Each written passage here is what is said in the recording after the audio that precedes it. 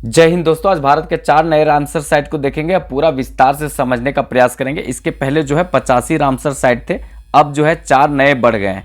2 फरवरी 2025 ईस्वी को 4 नए रामसर साइट घोषित हुए हैं। इस प्रकार से जो है अभी भारत में रामसर साइट की संख्या कितना हो गया है, तो 89 हो गया है। तो इसको हम पूरा तरीका से विस्तार से देखेंगे।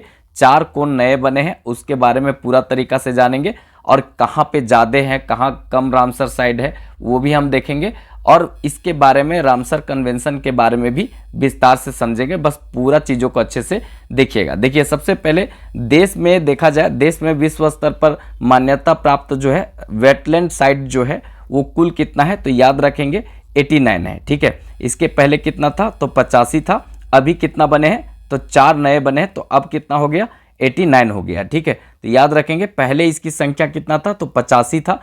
2 फरवरी 2025 ईस्वी को भारत में देखा जाए तो 4 रामसर साइट जो है जोड़े गए हैं। जोड़ने के बाद जो है इसकी संख्या कितना हो गया, तो 89 हो गया है। तो ये याद रखिएगा, इंपॉर्टेंट रहेगा। पूछा जा सकता है कि भारत में टोटल रामसर साइट कितना है, वेटलैंड साइट कितना है भारत में, तो अभी 89 है, याद रखना है। ठीक है, और बताएंगे यहाँ पर कि सर्वाधिक दो जो है, सर्वाधिक कहाँ पर है, तो याद रखेंगे सर्वाधिक जो है तमिलनाडु में। कहाँ पर है, तमिलनाडु में है। तमिलनाडु में सर्वाधिक है, याद रखेंगे।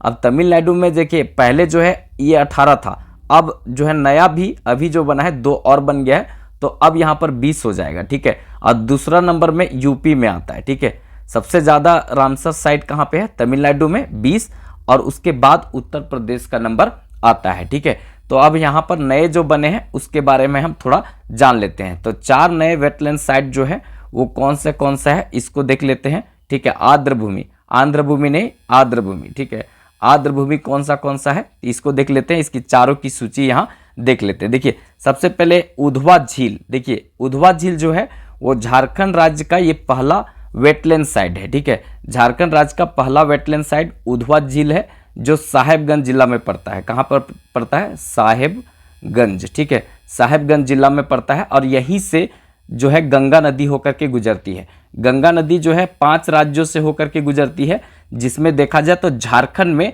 सबसे कम गंगा नदी जो है गुजरती है और साहेबगंज से होकर के गुजरती है। ठीक है, गंगा नदी देखा जाए तो 2525 किलोमीटर बहती है, उसमें सबसे ज़्यादा उत्तर प्रदेश में गंगा नदी बहती है, और सबसे बड़ा शहर कानपुर है जो गंगा नदी पर बसा हुआ है। लेकिन देखा जाए तो सबसे कम जो है गंगा नदी झारखंड से बहती है, और यही झारखंड का एक जिला है साहेबगंज, और इसी से होकर के गंगा नदी बहती है झारखंड में, और सबसे कम गंगा नदी झारखंड में ही प्रवाहित होती है। ठीक है, और यही जिला में है कौन सा, उधवा झील, याद रखना है साहेबगंज में। ठीक है, तो ये पहला रामसर साइट है किसका, तो ये झारखंड का। ठीक है, इसके बाद है खेचो पलरी वेटलैंड साइट।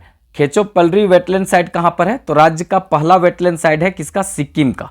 सिक्किम का पहला वेटलैंड साइट कौन सा है, खेचो पलरी। ठीक है, ये याद रखेंगे, इंपॉर्टेंट है वेटलैंड साइट, इसलिए क्योंकि इसका भी ये पहला है, झारखंड का भी पहला था, तो ये सिक्किम का भी पहला वेटलैंड साइट है, और पहला वाला अच्छे से याद रखिएगा। और देखिएगा, अगर ये सिक्किम, तो ये ऑर्गेनिक स्टेट है, राज्य जो है ये ऑर्गेनिक राज्य है किसका, भारत का पहला ऑर्गेनिक राज्य है। ठीक है, और इसी के बगल में भूटान है, भूटान, इसी के बगल में भूटान है जो पहला ऑर्गेनिक जो है कंट्री है। ठीक है, पहला ऑर्गेनिक कंट्री कौन है, भूटान। अब पहला ऑर्गेनिक स्टेट भारत का कौन है, तो सिक्किम है। ऑर्गेनिक स्टेट मतलब होता है ना कि खाद उद का प्रयोग जो है कृषि कार्य में बहुत कम किया जाता है, ना के बराबर किया जाता है। मतलब कि यहाँ पर जो देखा जाए तो गोबर से मतलब कृषि कार्य किया जाता है, और यहाँ पर तो केमिकल का कम प्रयोग किया जाता है, तो इसी को कहते हैं ऑर्गेनिक स्टेट। इस तरह से जहाँ पर पौधे उगाए जाते हैं, जहाँ पर फसल किए जाते हैं, वहाँ का फसल खाने से लोग ज़्यादा ज़िंदगी जी सकता है। ठीक है, तो भूटान भी कुछ ऐसा ही है, और इसी के बगल में लगने वाला जो है सिक्किम भी कुछ ऐसा ही राज्य है, तो ये याद रखिएगा। ठीक है, तो ये हो गया यहाँ पर। इसके बाद यहाँ पर है सक्कर कोट्टई। ठीक है, सक्कर कोट्टई जो पक्षी अभ्यारण्य, सक्कर कोट्टई पक्षी अभ्यारण्य कहाँ पर है, ये तमिलनाडु में। सक्कर कोट्टई पक्षी अभ्यारण्य जो है वो कहाँ पर है, कोट्टई पक्षी अभ्यारण्य ये तमिलनाडु का है, याद रखना है। और थिरथंगल पक्षी अभ्यारण्य ये कहाँ पर है, तो तमिलनाडु में। थिरथंगल पक्षी अभ्यारण्य ये भी तमिलनाडु में है, और सक्कर कोट्टई जो है ये पक्षी अभ्यारण्य कहाँ पर है, तमिलनाडु में। तो तमिलनाडु में पहले था 18, अब जो है 2 और हो गया, तो अब कितना हो गया यहाँ पर वेटलैंड साइट, तो 20 वेटलैंड साइट हो गया। इस तरह से राज्य का देखा जाए पूरा देश का सबसे ज़्यादा वेटलैंड साइट कहाँ पर है, तो तमिलनाडु में है। अच्छे से याद रखिएगा।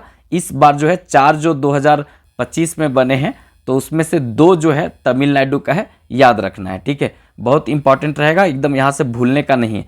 यहाँ नोट करके लिख दिए हैं, देश का सर्वाधिक जो है रामसर साइट वाला राज्य कौन सा है, तो तमिलनाडु है, याद रखना है। जहाँ पर 20 रामसर साइट है, याद रखना है, ठीक है। अब टोटल जो देश में कितना है, 89 रामसर साइट है, अभी एकदम याद रखना है। अब यहाँ हम देख लेते हैं रामसर साइट क्या होता है। रामसर साइट के बारे में, वेटलैंड साइट के बारे में पूरा विस्तार से देख लेते हैं, ये होता क्या है, ठीक है। यहाँ पर पूरी तरीका से समझ लेते हैं। देखिए यहाँ पर मेन बात जो है, यह एक अंतर सरकारी संधि है, याद रखेंगे। ये अच्छा एग्जाम में पूछा जा सकता है कि कैसा संधि है, तो अंतर सरकारी संधि है, जिसे 2 फरवरी 1971 ईस्वी को कैस्पियन सागर के दक्षिणी तट पर स्थित एक ईरानी शहर है रामसर, ठीक है। रामसर शहर है ईरान का, ठीक है।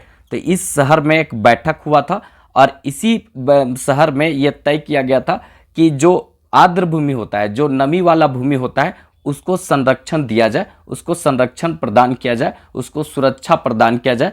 इसके लिए ये संधि हुआ था ईरान में, ठीक है, रामसर शहर में, ठीक है।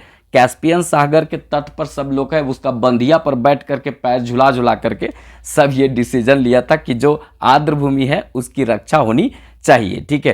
तो ये यहाँ पर किया गया था, रामसर जो है शहर में ये अपनाया गया था, तो याद रखना है, ठीक है।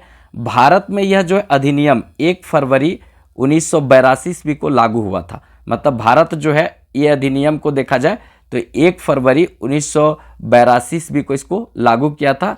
इसके तहत देखा जाए अंतर्राष्ट्रीय महत्व का जो आर्द्र भूमि होता है, जिसको रामसर स्थल कहते हैं, उसको यहाँ पर घोषणा किया गया था, ठीक है। देखा जाए तो 2 फरवरी 1971 ईस्वी को जब ये समझौता हुआ था, अपनाया गया था यहाँ पर, तो इसीलिए 2 फरवरी को हम लोग वेटलैंड डे मनाते हैं, आर्द्र भूमि दिवस मनाते हैं, याद रखना है प्रत्येक वर्ष, ठीक है। यहाँ से भी क्वेश्चन पूछा जा सकता है। अब यहाँ पर बात होता है कि वर्तमान में देखा जाए तो सर्वाधिक जो है 20 रामसर साइट कहाँ पर है, तो तमिलनाडु में है। ये तो हम पहले भी बता चुके हैं। प्रत्येक 2 फरवरी को विश्व आर्द्र भूमि दिवस मनाया जाता है, याद रखना है। यहाँ से भी क्वेश्चन पूछा जाएगा, इसको कहीं कहीं आपको लिखा मिलेगा वेटलैंड डे, ठीक है। वर्ल्ड वेटलैंड डे कब मनाते हैं, तो याद रखना है यहाँ पर ये मनाते 2 फरवरी को प्रत्येक वर्ष, ठीक है। और इसलिए क्योंकि ये 2 फरवरी 1971 ईस्वी को रामसर कन्वेंशन हुआ था, ठीक है। याद रखना है यहाँ पर 2 फरवरी को रामसर समझौता को अपनाने की स्वीकृति में दुनिया भर में विश्व आर्द्र भूमि दिवस, या तो हम इसको कहते हैं वर्ल्ड वेटलैंड डे, मनाया जाता है। तो याद रखना है 1971 ईस्वी में रामसर कन्वेंशन जो है उसमें 9 मापदंड को तय किया गया था, ठीक है। अब 9 मापदंड में से कोई एक मापदंड, किसी एक मापदंड पर पूरा खरा उतरना होता है। अगर जो एक मापदंड पर भी खरा उतरता है उसे रामसर कन्वेंशन में शामिल कर लिया जाता है, जिससे कि उसका पहचान राष्ट्रीय अंतर्राष्ट्रीय स्तर पर बन जाता है। तो इसीलिए ये किया जाता है, याद रखिएगा, इंपॉर्टेंट रहेगा, ठीक है।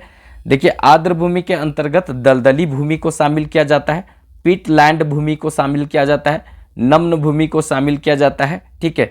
ये सब याद रखना है। इसके अंतर्गत जो है प्राकृतिक, कृत्रिम और इसके बाद अस्थाई, अस्थाई, उसके बाद जो है प्रवाहित जलीय भूमि का क्षेत्र को इसमें शामिल किया जाता है। तो ये सब याद रखिएगा, इंपॉर्टेंट रहेगा। अगर आर्द्र भूमि क्षेत्र घोषित कर दिया जाता है तो विश्व का मानचित्र में एक उसका अलग पहचान बन जाता है आर्द्र भूमि का, ठीक है।